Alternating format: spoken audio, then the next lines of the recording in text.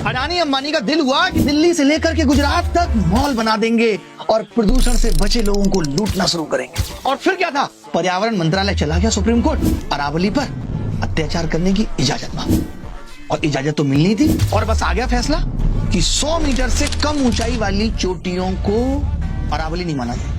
अब बात बताओ, अरावली पर्वत है या सुपरनोवा की 110 फ्लोर की बिल्डिंग या दुबई का बुर्ज खलीफा जो ऐसे ऐसे शुरू होगा और खत्म हो जाएगा? अरे भैया पर्वत है, ऐसे ऐसे ऐसे ऐसे चलेगा और पर्वत बनेगा। 10 मीटर 5 मीटर से शुरुआत होगी, पर्वत है वहां से। आपने कह दिया ये नहीं होगा। और कमाल की बात आप नहीं देख रहे हैं, लोग ये कह रहे हैं कि भैया 90% हिस्सा तो 100 मीटर से नीचे का है, यानी 90% खत्म। फिर एक और क्या है कि अगर 500 मीटर की दूरी पर है तो उसे भी अरावली का हिस्सा नहीं माना जाएगा, यानी अरावली खत्म। मेरी एक बात समझ नहीं आ रही, छोटे बड़े बहुत बड़े सब इन्फ्लुएंसर, छोटे बड़े सब जीएस के टीचर, खान सर तक सब यही बता रहे हैं कि अरावली से इतना नुकसान हो जाएगा, ये हवाएं यहाँ आएंगी, हिमालय पे चिपक जाएंगे, हिमालय ढह जाएगा, तमाम तरीके का लॉजिक दे रहे हैं। तो मेरी ये समझ में नहीं आ रही कि ये लॉजिक उस कमेटी ने क्यों नहीं बताए जब ये फैसला आने वाला था।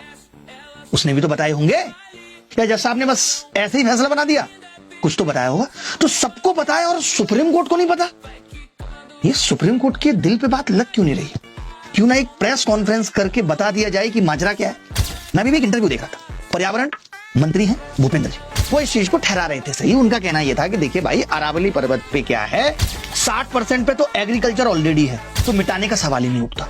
30% पे बड़े बड़े शहर बसे हुए हैं, जयपुर अजमेर, तो उसकी भी बात छोड़ दो।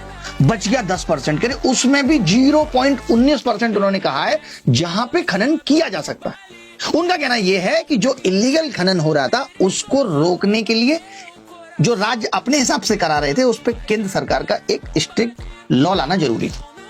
ऐसा उनका कहना, मेरा नहीं। वैसे आप इस सरकार की मंशा को जानते हो, ये एक पेड़ लगाएंगे मां के नाम तो उसको सही ठहरा देंगे, सबको लगाना चाहिए। ये एक तरफ गांधी को बुरा भला कहेंगे और फिर कहेंगे कि गांधी स्वच्छ योजना चला देंगे। तो इनका समझ में नहीं आता कि ये जो करते हैं उसको ही ये सही ठहरा देते हैं। अभी इतने सारे ये पेड़ काटेंगे तो पेड़ काटने को सही ठहरा देंगे। अडानी को 1 रुपए में जमीन देंगे तो ये उसको सही ठहरा देंगे, अडानी गरीब था, हाथ जोड़ रहा था, कह रहा था हम पे 1 ही रुपया है, ये ले लो, हमें जमीन दे दो।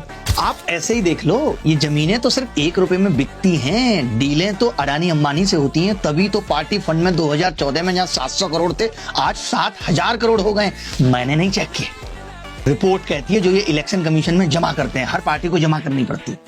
तो भैया इस तरीके से देश के संसाधनों को बेचा जा रहा है और अपनी जेबें भरी जा रही हैं। और ऊपर से सब क्या करें, आगे आने वाली पीढ़ी का सोचो, आगे आने वाली पीढ़ी का सोचो। ये कैसे सोचेंगे? इनकी तो कोई पीढ़ी आगे आने वाली है ही नहीं।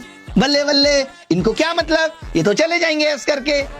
भुगतेगा कौन? हमारे आपके बच्चे। ये देश तुम्हारे बाप की बपौती नहीं है, ये देश हम सबका है। अगर 5000 ट्रैक्टर राजस्थान से चल दिए हैं अरावली का फैसला बदलवाने के लिए, तो जैसे कुत्ते वाला फैसला बदला था ये भी बदला जाना चाहिए। सेव अरावली, सेव पेड़, सेव युवा भारत का जो बेरोजगारी की मार से करहा रहा है। सब कुछ सेव करने की जरूरत है महाराज, यशस्वी साहब।